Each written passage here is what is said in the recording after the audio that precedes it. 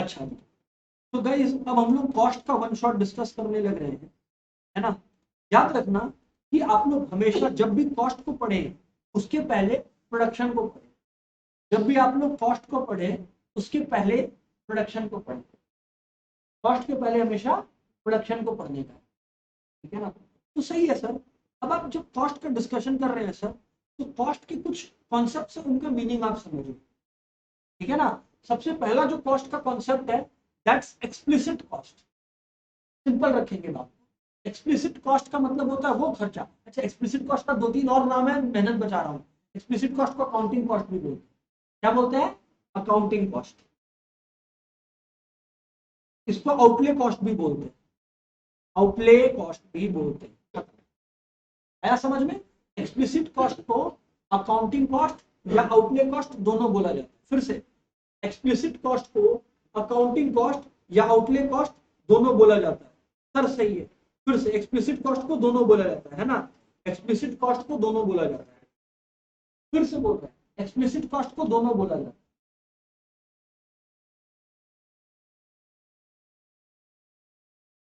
ध्यान दीजिए, आपने बोला प्रोड्यूसर के व्यू पॉइंट भाई खर्चा और कौन कर रहा है। कॉस्ट का चैप्टर में बाबू, रेवेन्यू का चैप्टर में प्रोड्यूसर का ही बात हो। कंज्यूमर क्या तेल लेना। कंज्यूमर कहा, इकोनॉमिक्स में कंज्यूमर वहीं खत्म हो गया जहां पर डिमांड था और कंज्यूमर इक्विलिब्रियम था। बाय बाय कंज्यूमर, हो गया खत्म। पॉइंट पर आओ वापस। एक्सप्लिसिट कॉस्ट का मतलब होता है वो खर्चा जो लगता है आयुष। महक, आप सोच के देखो, अगर आप एक प्रोडक्ट परचेज करने गए, है कि नहीं, मान लो कि यार आपका जो एग्जाम आने वाला, आप 2 पेन खरीदने गए, तो यार आपको पैसे देने पड़ेंगे ना उस चीज के। That is explicit cost. जिस भी चीज का पैसा लगे, जहां पे पैसा देना पड़ेगा, वो खर्चा जिसमें पैसा देना पड़ेगा, दैट इज एक्सप्लिसिट। उज्जवल, मन में ऐसा कुछ आ रहा है क्या कि तो हर ही खर्चा आपको देना पड़ता है, ऐसा कौन सा खर्चा जो नहीं देना? ऐसा क्वेश्चन आ रहा है कि नहीं आ रहा है? आ रहा है ना, तो गलत आ रहा है। अभी तुमको एग्जांपल देते हैं, ऐसा खर्चा जो लगता तो है बट जाता नहीं है। उज्जवल बोल रहा, आप क्या बोल रहे हैं, ऐसा तो नहीं होता है। एक एग्जांपल उज्जवल, तुम्हारा एक पर्टिकुलर डिग्री कवर हो गया। आयुष, तुम एक कोर्स कर लिया, एक डिग्री हासिल कर, ठीक है ना। तेरे को यार सामने वाला बोला कि यार 8 लाख का आपको जॉब दे रहे हैं, 8 लाख रुपए। तुम क्या बोले उज्जवल? कि ना, हम जॉब छोड़ रहा है, हम अपना काम पर ध्यान देगा, हम बिजनेस करेंगे। जैसे ही तुम वो किया, जैसे ही तुम वो किया, तुम्हें खर्चा कर दिया। वो पैसा जो आ रहा था वो आने से रोक दिया। पैसे का ना आना भी पैसे का जाना होता है। यहां पे पैसा गया क्या? सच में तेरे से तो कोई पैसा लेके नहीं गया, बट खर्चा हो गया। और सर थोड़ा सा और सिंपल एग्जांपल दो ना, ये बहुत कॉम्प्लिकेटेड है। अच्छा ठीक है, अच्छा ठीक है। आप लोगों का 2 घर है, एक जिसमें आप रिसाइड करते हो, दूसरा घर को आप सोचिए, है ना, आपके पेरेंट्स सोच रहे हैं यार क्यों ना इसको रेंट पर दे दिया जाए, बहुत ही बेहतर होगा। सही है लॉजिक, इसमें तो कुछ गलत नहीं है। अब बोलते नहीं नहीं, आप रेंट पे मत दो, हम अपना बिजनेस के लिए उसको यूज करें। क्या हुआ, एक प्रॉब्लम क्रिएट हो गया, समझे क्या? जैसे ही आपने ये डिसीजन लिया, आता हुआ पैसा को आपने आने से रोक दिया। इसको बोलते हैं implicit cost. Implicit cost is the imputed value of inputs owned by the firm and used in own production unit. Implicit cost is the, implicit cost is the, फिर से बोल रहा हूं, लिख लो। Implicit cost is the imputed value. Implicit cost is the imputed value, imputed value, imputed value of inputs. Implicit cost is the imputed value.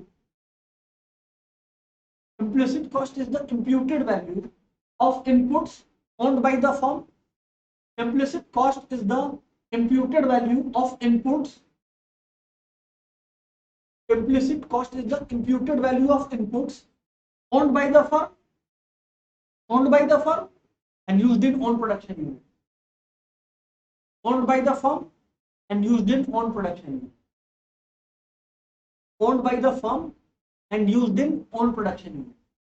Owned by the firm and used in own production unit. मतलब आप ही का है, आप ही के business का है, पर आप उसको किसी और के लिए यूज करने की जगह खुद के लिए यूज कर रहे हैं। देखो लिखा हुआ है imputed value of inputs own by the firm and used in own production unit, लिखा है ना, मैंने यही तो बोला। देखो सर ये बात तो है गाइस, सभी को समझ में आ गया, हाँ या ना बोलना प्लीज, ऑनलाइन वालों ऑफलाइन वालों, यस और नो। ठीक है ठीक है ठीक है सर। दोस्तों एग्जाम में एक क्वेश्चन आ जाता है, एग्जाम में दोस्तों एक क्वेश्चन आ सकता है, what is economic cost, what is economic cost, what is economic cost. यार याद रखना, जो मैंने अभी आप लोगों को दो कॉस्ट का ज्ञान दिया है ना, एक्सप्लिसिट कॉस्ट और इम्प्लिसिट कॉस्ट, उसको बोलते हैं economic cost. What is economic cost, explicit cost plus implicit cost. अच्छा तो सर आप बोल रहे हो इकोनॉमिक कॉस्ट एक्सप्लिसिट और इम्प्लिसिट हो गया, यस ध्यान रहेगा सर। याद रखना एक क्वेश्चन आता है कि यार अक्सर एक जबान आता है, ध्यान से सुनना, कि यार ये नॉर्मल प्रॉफिट्स क्या होता है, या यार ये सुपर नॉर्मल प्रॉफिट्स क्या होता है। दोस्त ध्यान से सुनना, जब एक बिजनेस अपना इकोनॉमिक कॉस्ट को रिकवर कर ले, क्या बोलो तो इकोनॉमिक कॉस्ट को, तब वो नॉर्मल प्रॉफिट जनरेट कर, तब वो नॉर्मल प्रॉफिट्स जनरेट कर रहा है, तब वो क्या जनरेट कर रहा है बोलो, नॉर्मल प्रॉफिट्स। मतलब समझ आया, मतलब परी, अगर मान लो मेरे बिजनेस में 5 लाख का खर्चा हुआ, अकाउंट क्या बोल रहा है कि अगर तुम 6 लाख कमा लिया तो तुम प्रॉफिट कर लिया, बल्ले बल्ले 1 लाख प्रॉफिट कर लिया, तो इकोनॉमिक्स बोलता है होल्ड ऑन, 5 लाख तुम बिजनेस में लगाया, 6 लाख का तुम सैलरी सेक्रीफाइस किया, तुम पहले 11 लाख रुपया बना, 5 लाख तेरा बिजनेस में खर्चा लगा और 6 लाख तुम सैलरी में तो छोड़ के आया, तो 11 लाख तेरा खर्चा रियल में। इकोनॉमिक्स बोलता है पहले 11 लाख रुपया लेकर आ, तब तुम नॉर्मल प्रॉफिट जनरेट किया। यही तो मैं बोल रहा हूं कि नॉर्मल प्रॉफिट तब होता है जब क्या कवर हो जाए, एक्सप्लिसिट कॉस्ट और इम्प्लिसिट कॉस्ट दोनों। ओ सर इतना दिन से सुन रहे थे, अब समझ आया। हाँ नॉर्मल प्रॉफिट मतलब जब तेरा एक्सप्लिसिट और इम्प्लिसिट कॉस्ट दोनों रिकवर हो। अरे क्या बात समझ, नॉर्मल प्रॉफिट आया समझ में। सर सुपर नॉर्मल प्रॉफिट क्या हो गया, तो भाई सुपर नॉर्मल प्रॉफिट का मतलब है वो प्रॉफिट जो नॉर्मल प्रॉफिट से ज्यादा है। सुपर नॉर्मल प्रॉफिट क्या हो गया, वो प्रॉफिट जो नॉर्मल प्रॉफिट से ज्यादा है, फुल स्टॉप, खत्म हो गया, कहानी खत्म हो गई। सही है सर, आगे बढ़ो। Opportunity cost, opportunity cost is the cost of next best alternative foregone. Sir माने आज आप लोग ये क्लास कर रहे हो, ये क्लास करने की जगह पे आप लोग घर पे आराम कर रहे हो, तो अच्छा खासा विंटर चल रहा है, उसको नींद भी आ रहा है, देखो उधर पीछे, यस और नो, लेकिन क्लास करने आया। तो अपॉर्चुनिटी कॉस्ट मतलब वो जो सेक्रीफाइस करना पड़ा। सर लेकिन ये तो इम्प्लिसिट कॉस्ट जैसा ही हो गया। हाँ अपॉर्चुनिटी कॉस्ट इम्प्लिसिट कॉस्ट जैसा ही है, अपॉर्चुनिटी कॉस्ट इम्प्लिसिट कॉस्ट जैसा ही है। रजत को देखो नालायक को, बोला सर हम तो दोनों कर पा रहा है, हम सो भी रहे और क्लास भी कर रहे हैं। रजत तुमको हम रिमूव कर रहे हैं क्लास, नहीं रिमूव नहीं किया, छोड़ो, खैर जो भी है, अभी ध्यान से सुनना बात को। तो खैर यार यहाँ पर पॉइंट में है, यहाँ पर पॉइंट जो है वो है ये यार कि अपॉर्चुनिटी कॉस्ट, अपॉर्चुनिटी कॉस्ट यार बोल रहा होता है कि यार cost of next best alternative for going, cost of next best alternative for going. लेकिन सर ये तो इम्प्लिसिट कॉस्ट ही हो गया, थोड़ा सा बट पूरा नहीं। सर ऐसा क्यों, क्योंकि इम्प्लिसिट कॉस्ट में ये भी कंडीशन था कि वो रिसोर्स को आप ओनर हो और उसको रेंट पे देने की जगह आप यूज करो। अपॉर्चुनिटी कॉस्ट में आप ओनर हो, उसके वो जरूरत नहीं है, बस आप सेक्रीफाइस कर रहे हो, वो इनफ है। यार सच में सर पूरा फंडा क्लियर हो गया। अपॉर्चुनिटी कॉस्ट का मतलब ओनरशिप से नहीं है, अगर आपने कुछ सेक्रीफाइस कर दिया बस खत्म है, वो आपका अपॉर्चुनिटी कॉस्ट है। फॉर एग्जाम्पल आप मूवी जाने वाले थे, मूवी नहीं गए, आपका मूवी हॉल का ओनर होना जरूरी नहीं है अपॉर्चुनिटी कॉस्ट इनकर करने के लिए। जस्ट दैट आप मूवी नहीं गए और ये क्लास करने आ गए इज इनफ अपॉर्चुनिटी कॉस्ट। आया समझ में बात। तो अपॉर्चुनिटी कॉस्ट को हमेशा सैक्रिफाइस से रिलेट करना, किससे, सैक्रिफाइस से। फिर coming back to the topic short run cost. अब यार देखो शॉर्ट रन में दो तरीके के प्रोडक्ट फैक्टर होते हैं, फिक्स फैक्टर्स और वेरिएबल फैक्टर। तो जो शॉर्ट रन में खर्चा होगा वो भी तो दो तरीके का होगा, फिक्स कॉस्ट और वेरिएबल कॉस्ट। सर कौन सा खर्चा फिक्स्ड कॉस्ट होता है? जो फिक्स फैक्टर पे लगाओ। मशीन का अगर आप रेंट दे रहे हो, है ना, या मशीन का कोई भी खर्चा दे रहे हो, या जमीन का कोई भी खर्चा दे रहे हो, तो वो फिक्स कॉस्ट हो गया। शॉर्ट रन का बात कर रहे हैं, लॉन्ग रन में तो सिर्फ वेरिएबल कॉस्ट है। बट अगर आप मान लो शॉर्ट रन में आप लेबर्स को इंक्रीज कर रहे हो, किसको इंक्रीज कर रहे हो? लेबर को।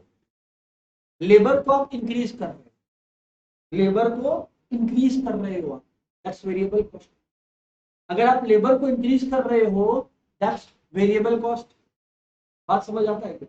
बात समझ आता है क्या? तो दैट इज वेरिएबल कॉस्ट। आया बात समझ?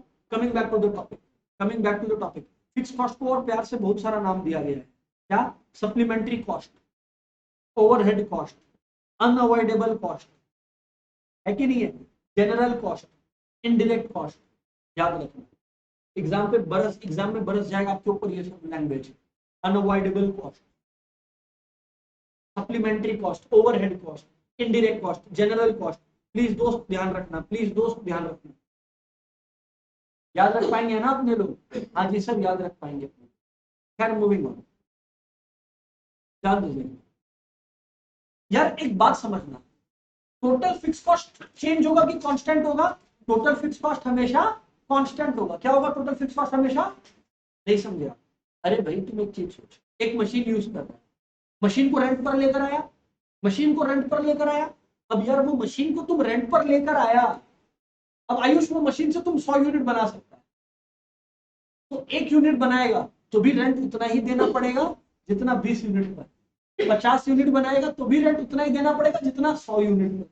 इस वजह से तुम देखो टोटल फिक्स कॉस्ट हमेशा कांस्टेंट रहता है। टोटल फिक्स कॉस्ट हमेशा, देख आउटपुट चेंज हो रहा है but total fix cost change नहीं हो रहा है। लेकिन एक बात बताना, ऑनलाइन वाले और ऑफलाइन वाले, टोटल फिक्स कॉस्ट तो कांस्टेंट है। What about average fix cost? वो कांस्टेंट रहेगा, कंटिन्यूअसली बढ़ेगा कि कंटिन्यूअसली घटेगा? व्हाट से? एवरेज फिक्स कॉस्ट का सवाल है, बुद्धि लगाएगा आंसर देगा। देखिए बहुत ज्यादा इसमें मैथ्स, बहुत साइंस नहीं है इसमें, सिंपल है। थैंक यू महक भाई, कॉमन सेंस है। क्या कॉमन सेंस है? एवरेज फिक्स कॉस्ट क्या होता है मेरे भाई? Total fix cost divided by quantity. क्या होता है? यही होता है। अरे तो भाई 12/0 क्या, ये तो अनडिफाइंड होता हटाओ, बट 12/1 कितना हुआ? 12। अब यार देख, न्यूमरेटर तो कांस्टेंट है, टोटल फिक्स कॉस्ट न्यूमरेटर है, वो तो कांस्टेंट है। तुम डिनोमिनेटर को कंटिन्यूअसली बढ़ा रहा है, तो दोस्त ओवरऑल फ्रैक्शन तो कंसिस्टेंटली गिरते चला जाएगा। ओ, तो 12 divided by 2 6, 12 by 3 4, 12 by 4 3, 12 by 5 I think 2.4।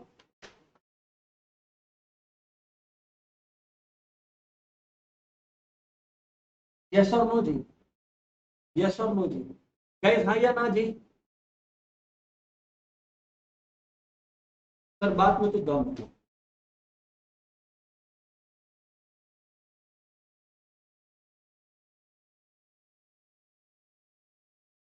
Okay fantastic fantastic, सही है ना? तो भाई उज्जवल क्या हुआ? टोटल फिक्स कॉस्ट सेम रहेगा कि बढ़ेगा? सेम रहेगा। Total fix cost, total fix cost है। एवरेज फिक्स कॉस्ट क्या होगा? यस, घटता रहेगा। क्यों? क्योंकि क्वांटिटी कंसिस्टेंटली बढ़ते जा रहा है। न्यूमरेटर तो देखो रेस्ट्रिक्टेड है, कांस्टेंट है। गाइस ऑनलाइन वालों हाँ ना बोलना प्लीज। हाँ सर एग्री कर, बस। तो टोटल फिक्स कॉस्ट कर्व का अगर ग्राफ आया दोस्तों, हम लोग ये वाला कर्व बना देंगे ना, क्या दिक्कत है? क्योंकि देख 12 रुपया लग रहा है, तो वो चाहे तुम कुछ नहीं भी रख, तुम्हारे पास एक गोडाउन है, तुम वहां पर 1000 यूनिट्स रख सकता है, गोडाउन को रेंट पे ले लेता है। कुछ नहीं भी रखेगा तो क्या गोडाउन का रेंट नहीं देगा? देगा। इस वजह से it is starting from Y axis, because total fix cost is incurred even if nothing is produced. लिख ले, why does total fix cost start from Y axis? Question लिखो, why does TFC start from Y axis? Why does TFC start from Y axis? Why does TFC start from Y axis?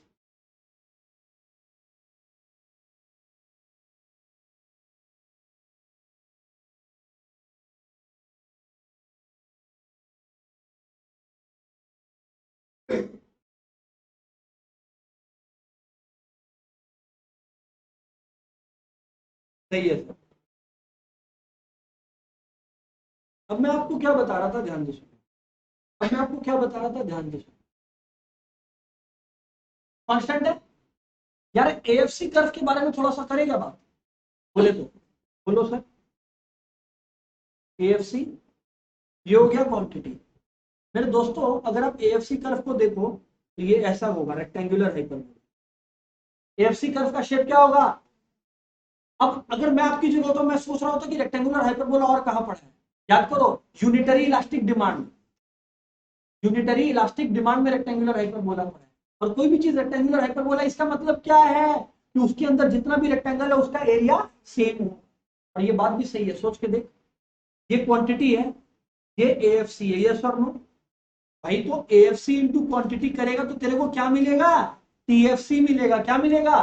TFC. और ये बात तो सही है ना कि total fix cost तो सेम रहता है।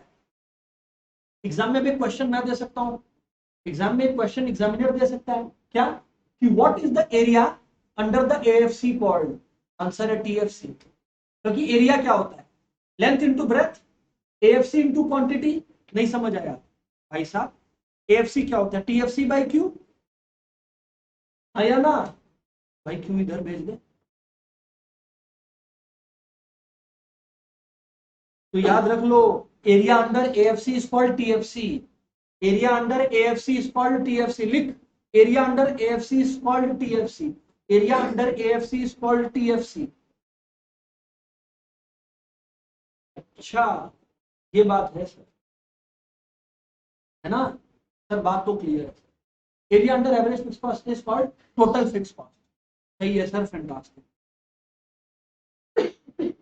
बढ़िया। अब आते हैं टोटल वेरिएबल कॉस्ट पे।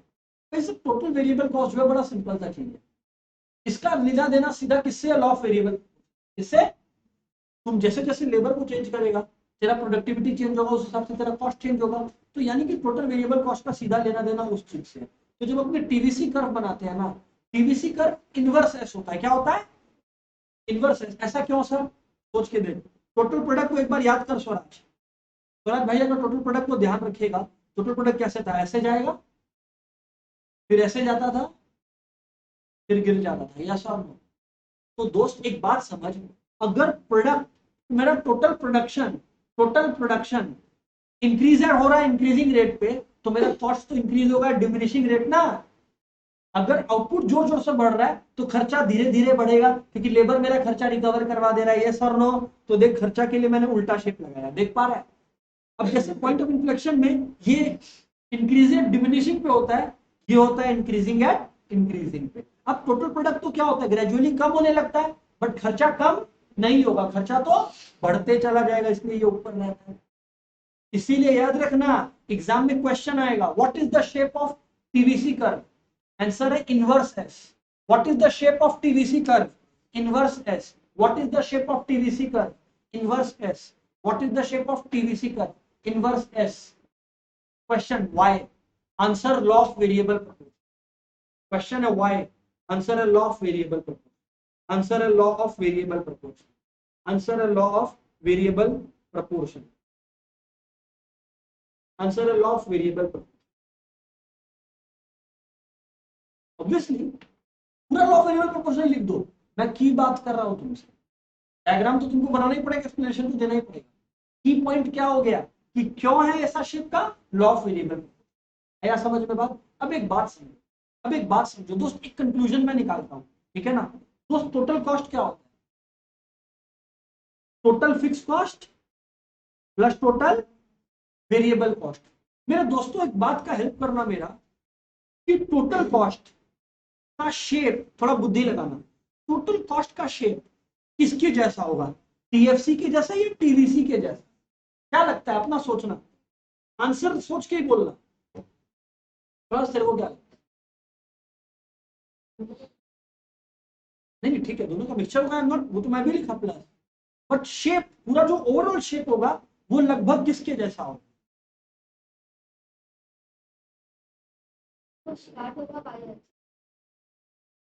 What she is telling is, what परी is telling is, एकदम परी ने पूरा कंप्लीट किया बात को, कि देखो साहब, टीएफसी तो जीरो लेवल पर भी होगा। अब क्वांटिटी जीरो है तो टीवीसी तो साहब आपका जीरो होगा, क्योंकि कोई रॉ मटेरियल ही नहीं है।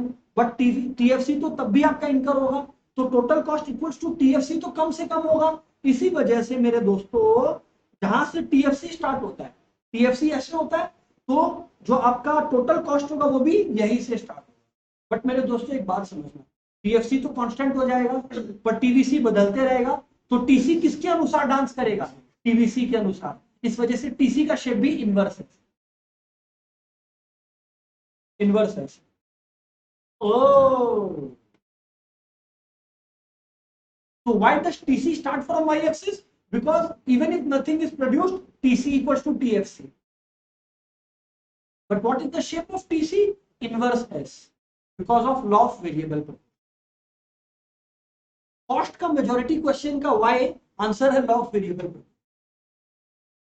याद रखना दोस्त, यहां पे बात टोटल का हो रहा है, एवरेज का नहीं। यानी ये हो गया आपका टोटल वेरिएबल कॉस्ट, ये हो गया आपका टोटल कॉस्ट, और ये हो गया टोटल फिक्स कॉस्ट। सर बात तो देखो सही है, ये रहा डायग्राम जो मैं बता रहा हूं, जो मैं अभी बनाया भी, देखो यस और नो। सर बात तो देखो सही है, बात तो देखो सही है। आगे बोलो सर, किसके बीच का गैप? ऑब्वियसली स्वराज, ये कोई क्वेश्चन ही नहीं है कि स्वराज टीसी माइनस टीवीसी क्या होगा मेरे भाई, टीएफसी। ये गैप कांस्टेंट क्यों है? क्योंकि टीएफसी कांस्टेंट है। फिर एग्जाम में क्वेश्चन आ सकता है ना बदमाशी से, why is the gap between TC and TVC constant? तो आंसर होगा because the gap is called bloody TFC, क्योंकि टीएफसी कांस्टेंट रहता तो the gap has to be constant. तो क्वेश्चन क्या हुआ, आया समझ में बात? सर सही है, बात समझ आता है। Very good. अब हम लोग जैसे शेप्स डिस्कस कर रहे थे टोटल्स का, किसका? अब हम लोग डिस्कस करेंगे एवरेजेस का, किसका? सिंपल सा बात, सिंपल सा बात है ना, सिंपल सा बात, सिंपल सा बात है यार, है कि नहीं? शायद एड शेरिन है जिसका सॉन्ग है ना in love with the shape of U, shape of you उसी का सॉन्ग है ना एड शेरिन का। तो बस in the shape of you, बस वही है, एड शेरिन इसी के लिए लिखा था, shape of U, shape of you. समझ में आया कि नहीं आया? क्योंकि एवरेज फिक्स कॉस्ट को छोड़ के सबका शेप यू ही होता है, एवरेज फिक्स कॉस्ट को छोड़ के सबका शेप यू ही होता है। सर आप क्या कर दिए सर, कितना रोमांटिक सॉन्ग था सर, हम लोग क्या क्या सोचते थे, अब इकोनॉमिक्स का याद आया। ओके, तो यार यहाँ पर ध्यान से सुनना, एएफसी, एएफसी का शेप आपका रेक्टेंगुलर हाइपरबोला होता है। क्या होता है? अभी पहले आप बताया ना तुमको, उसको छोड़ के सब कॉस्ट क्या होता है, यू शेप होता है। क्या शेप होता है? यू शेप होता है। पूछेगा क्यों, बोलेगा law of variable proportion, law of variable proportion. Why is it U shape? Law of variable. कोई भी AC law of U shape, ABC U shape, MC U shape, AFC rectangular hyperbola. Reason law of variable proportion. AFC में मत लिखा ना reason law of variable proportion, जो U shape है उसका reason law of variable proportion है। AFC का तो भाई ऐसा है कि क्योंकि न्यूमरेटर कांस्टेंट है और डिनोमिनेटली कंसिस्टेंटली इंक्रीज कर रहा है, इस वजह से ओवरऑल फ्रैक्शन गिर रहा है। तो एएफसी का तो कांस्टेंटली फॉल करने का वो रीजन हुआ।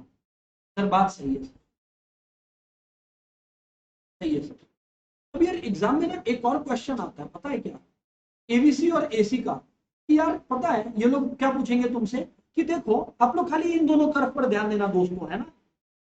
ये एसी कर्व यू शेप है, एबीसी कर्व भी यू शेप है। सबसे पहला बात तो एसी का मिनिमम पॉइंट मतलब लोएस्ट पॉइंट, क्या लोएस्ट पॉइंट दिख रहा है तेरे को? ये लोएस्ट पॉइंट, और ये है एबीसी का लोएस्ट पॉइंट। दिख रहा है कि नहीं दिख रहा है तेरे को? बताओ। हाँ जी, ये वाला याद रखना, minimum point of ABC lies to the left of minimum point of AC. लिख लो, minimum point of ABC lies to the left of minimum point of AC.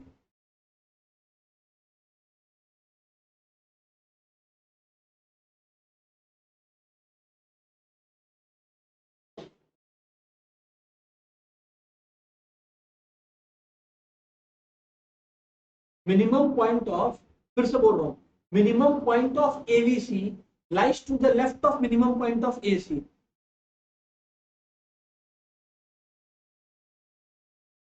Minimum point of ABC lies to the left of minimum point of AC. लिख लिया क्या इतना बात? Minimum point of ABC lies to the left of minimum point of AC, ये हो गया क्या? दूसरा बात अगर आप लोग ध्यान दीजिएगा, दूसरा बात अगर आप लोग ध्यान दीजिएगा, शुरुआत में आप देखिए एबीसी और एसी के बीच का गैप ज्यादा है, एबीसी और एसी के बीच का गैप ज्यादा है, बट ग्रेजुअली ये एबीसी और एसी के बीच का गैप क्या हो गया, ग्रेजुअली ये जो एबीसी और एसी के बीच का गैप है वो कम होने लगा।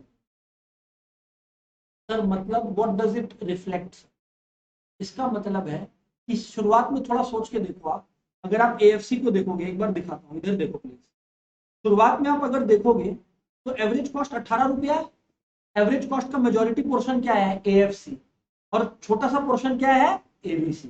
बट जैसे जैसे आप नीचे जाओगे एएफसी बहुत कम होते जा रहा है और जो मेजोरिटी पोर्शन है वो क्या होते जा रहा है, एबीसी। इसी वजह से मतलब सर ये जो gap between AC and ABC है ना, इस गैप को अपने एएफसी बोलते हैं। क्या बोलते हैं, शुरुआत में एएफसी ज्यादा रहता है जब क्वांटिटी कम रहता है, अरे क्योंकि यार एएफसी क्या है, टीएफसी डिवाइडेड बाय क्वांटिटी, तो क्वांटिटी जब कम रहता है तो फ्रैक्शन ज्यादा रहता है, इस वजह से ये गैप ज्यादा है।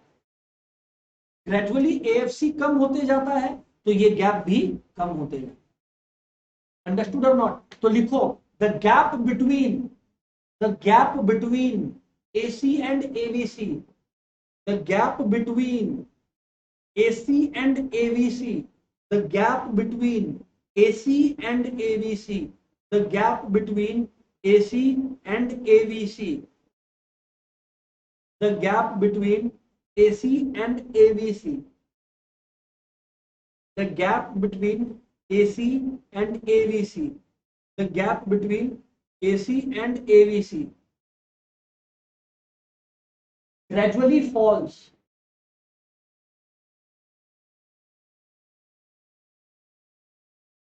due to decline in AFC, due to decline in AFC,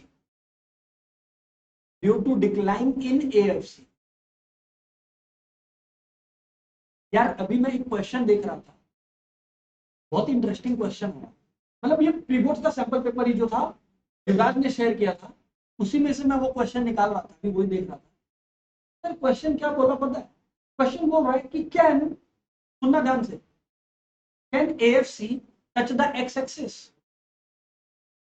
पहले सवाल को समझते हैं, एएफसी बहुत क्लोज आ गया ना एक्स एक्सिस के, बच्चा जो क्वेश्चन रख रखा था यहाँ पर वो था क्या AFC touch the x axis. अगर आप एएफसी को सोचो एक बार, मान लो उस दुनिया में जाए, एक बार करवा देते हैं टच, क्या जाता है, प्ले कर लिया। अगर एएफसी टच कर दिया एक्स एक्सिस को, इसका मतलब है आप बोल रहे हो टीचर को कि यार टीचर एक मोमेंट ऐसा आएगा जहां पे एवरेज जो है वो क्या हो जाएगा, जीरो हो जाएगा। क्या हो जाएगा भाई, कभी भी एवरेज जीरो हो सकता है क्या, एवरेज जीरो नहीं हो सकता। पता है लॉजिक क्या है, नहीं सर समझ नहीं आ रहा, देखो क्योंकि एएफसी होता है टीएफसी बाई क्यू, एएफसी को जीरो करना है मतलब किसको जीरो होना पड़ेगा, टीएफसी को जीरो होना पड़ेगा, क्योंकि न्यूमरेटर जीरो होने बिना फ्रैक्शन जीरो नहीं होगा। टीएफसी कभी भी जीरो हो सकता है, फिर एएफसी कैसे जीरो होगा, लिख लो AFC can never be zero because TFC can never be zero, AFC can never be zero because TFC can never be zero।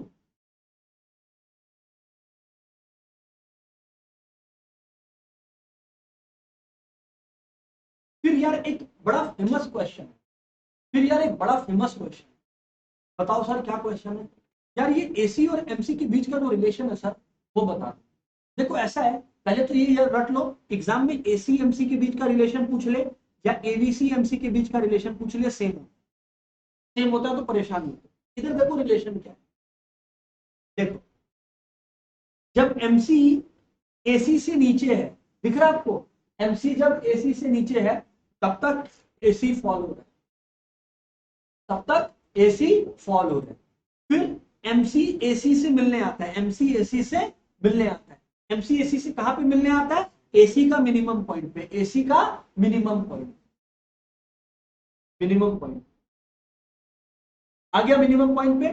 फिर होता क्या है, जब एमसी एसी से ग्रेटर हो जाता है, जब एमसी एसी से ग्रेटर हो जाता है तो एसी राइजेस, तो एसी राइजेस, तो एसी राइजेस, तो एसी राइजेस।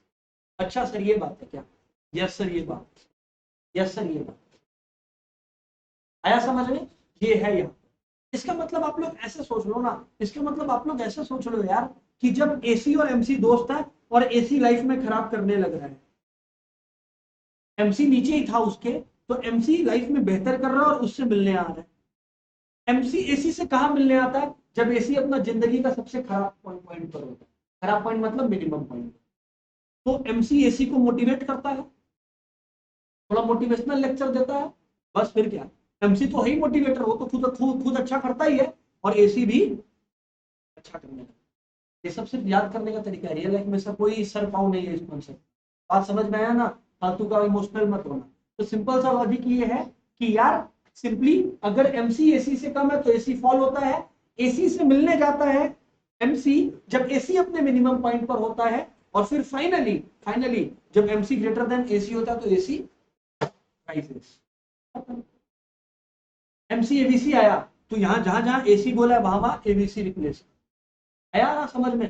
तो यानी कि हम लोग क्या समझे, जब एमसी एसी से लेस है तो एसी फॉल्स, जब एमसी इक्वल टू एसी है तब एसी अपना मिनिमम पर है, और जब एमसी ग्रेटर देन एसी है तो एसी जंप्स राइजेस अपवर्ड्स। खत्म हो गया कहानी, खत्म हो गया कहानी, खत्म हो गया कहानी। सर बात तो सही है सर, के बाद कुछ नहीं है। एक दो न्यूमेरिकल्स आपके साथ डिस्कस। एक चीज और, सर लॉन्ग रन में कौन सा कॉस्ट इनकर होता है? सिर्फ वेरिएबल कॉस्ट। लॉन्ग रन में क्या होगा? यानी कि लॉन्ग रन में फैक्टर्स क्या होता है? सारे के सारे वेरिएबल होते हैं, तो कॉस्ट क्या होगा? वेरिएबल होगा। एग्जाम में क्वेश्चन आता है लॉन्ग रन वेरिएबल कॉस्ट का शेप बताना, तो लॉन्ग रन में एवरेज कॉस्ट, लॉन्ग रन में फिक्स्ड और वेरिएबल तो कुछ होता ही नहीं, तो लॉन्ग रन एवरेज कॉस्ट बोलते हैं, वो यू शेप होता है। Reason law of variable proportion मत बोलना भाई, लॉन्ग रन में तो law of variable proportion operate भी नहीं कर सकते, तब अपने रीजन देंगे law of return to scale. अब एग्जाम में आएगा डिराइव करके दे, क्या करके दे? बहुत सिंपल है। देख कोई भी चीज लॉन्ग रन में कैसे पहुंचा, शॉर्ट रन होते होते तो बहुत सारा शॉर्ट रन कॉस्ट कर्व बना, दिख रहा है क्या? बहुत सारा short run average cost curve बनाया, रिद्धिमा क्या बनाया? Short run average cost curve. अब जितना short run average cost curve है उसका मिनिमम पॉइंट दिख रहा है क्या तुमको? हाँ दिख रहा है ना, बस सारा मिनिमम पॉइंट को जोड़ दे लॉन्ग रन एवरेज। बात बड़ा आसान है, हो गया। और यू शेप, और क्या है? U shape. इसीलिए एलएसी कर्व को एनवेलप कर्व भी बोलते हैं, एलएसी कर्व को एनवेलप कर्व भी बोलते हैं, because it contains many SSC curves. बहुत सारे short run average cost curves को वो कंटेन करता है।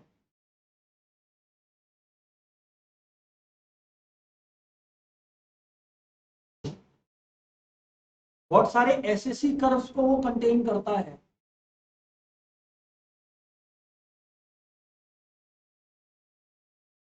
तो LAC curve is composed of a lot of SSC curves. Sir बात समझ में आ गया क्या? यस आया ना? हाँ जी सर बात समझ में श्योर है ना? ओके सर, तो अगर इतना क्लियर है, एक दो न्यूमेरिकल करते हैं then we can bind up that. चलो सर थोड़ा बेहतर न्यूमेरिकल पे जाएंगे, जैसे ये में क्या सब कुछ कवर्ड है तो लेट्स अटैक। अब यार यहाँ पर ना थोड़ा बारीकी से नोटिस करना चाहिए। सर बताओ क्या? इधर देखो। अच्छा एक चीज और, मार्जिनल कॉस्ट को चेंज इन टोटल कॉस्ट से भी निकाला जा सकता है क्या? चेंज इन, या फिर मार्जिनल कॉस्ट को change in total variable cost से भी निकाला जा सकता है, क्योंकि फिक्स कॉस्ट तो बदलता ही नहीं है, तो मार्जिनल कॉस्ट तो कुछ होगा ही नहीं फिक्स कॉस्ट के लिए। इसीलिए याद रखना कि कभी भी एग्जाम में मार्जिनल कॉस्ट निकालना है, तुम्हारे दिमाग में है कि सर ने तो चेंज इन टोटल बताया है, यहाँ पर एक एक्सेप्शन है कि चेंज इन टोटल वेरिएबल भी हो सकता है। लिख ले, marginal cost is both change in total cost और change in total variable cost, ये ध्यान रख लेना प्लीज, काम आएगा। ठीक है, बढ़िया हो गया ना? अब आते हैं उस डायग्राम पे जो वी वर डिस्कसिंग, ठीक है ना? बोलो सर, शांति से सुनना एक बार, शांति से सुनना एक बार। तो देखो शुरू वहां से करो जहां से डेटा दिया हुआ है। मतलब देखो यहाँ, मतलब यहाँ पर देखो आपको ये 0 से 6 तक दिया हुआ है, ठीक है ना? Very good. यहाँ पर टोटल फिक्स कॉस्ट चौथा यूनिट में देख रहा है क्या लिखा है? 60 है। तो टोटल फिक्स कॉस्ट क्या अलग अलग लेवल पे अलग अलग होता है, तो सब 60। इनफैक्ट टोटल फिक्स कॉस्ट तो 0 पर भी इनकर होता है।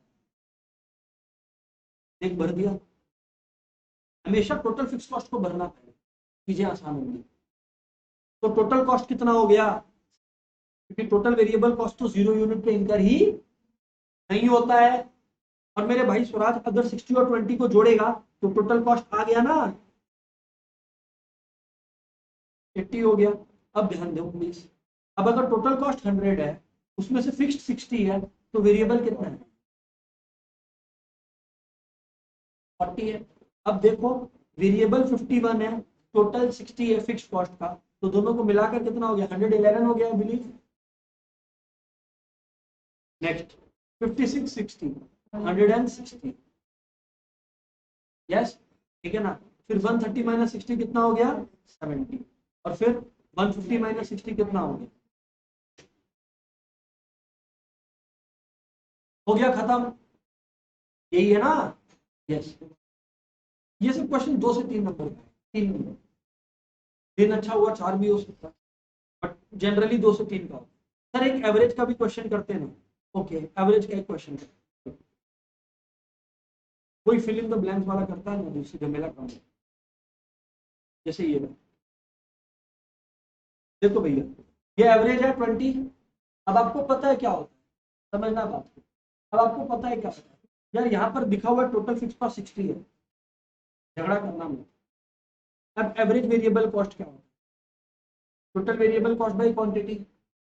तो भाई टोटल वेरिएबल कॉस्ट क्या होगा? Average variable cost into quantity. तो ये 1 है इंटू 20, यानी पहले टोटल वेरिएबल कॉस्ट लिख लेना। टोटल वेरिएबल कॉस्ट यहाँ पे 20 हो गया, यस और नो? यहाँ 2 इंटू 15 30 हो गया, यहाँ 3 इंटू 20 60 हो गया। टोटल फिक्स कॉस्ट तुम्हारा कंसिस्टेंटली क्या था? तो दोनों को जोड़ ले, 80 90, और यहाँ पर जो है आपका 60 है, और 60 100 यस सर। अब आता है मार्जिनल कॉस्ट। मार्जिनल कॉस्ट होता है change in total cost. Marginal cost क्या होता है? Change in total cost. तो पहले देख, सुन सुन सुन सुन सुन, जब कुछ भी नहीं प्रोड्यूस हो रहा था तो टोटल कॉस्ट कितना था? 60। ठीक है, जब कुछ भी नहीं प्रोड्यूस हो रहा था तो टोटल कॉस्ट कितना था? 60। और अब टोटल कॉस्ट कितना है? 80। तो चेंज कितना हुआ? 20 से। फिर उसके बाद सिंपल 80 से 90 10, और फिर that's it guys, that's it. Clear है? That's it for the day guys. Goodbye everyone.